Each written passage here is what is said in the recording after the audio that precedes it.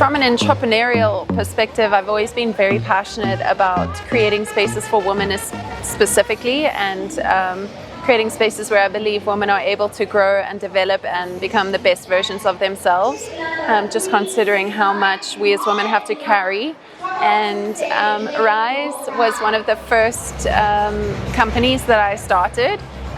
It started basically out of, I was quite in the public eye, and I had a lot of people kind of watching my fitness journey, and I was very vulnerable about how much weight I put on after having my children.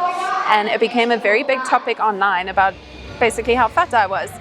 And I remember just thinking how wild it is that a woman who's carried children still has to deal with that level of online abuse. That's essentially what it was. The Rise was my first baby, and I left the business just outside of COVID because I was starting the Kolisi Foundation with my ex-husband.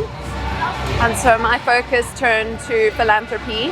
And that was probably the next organization that I started. After that, I started off on the board and then became the CEO of the organization. And it was one of the most beautiful, powerful, impactful experiences I've ever had. And I'll always be grateful for my time at the Kolisi Foundation.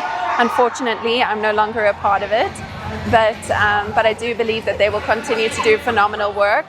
And then more recently, I've just founded a new company called Falling Forward.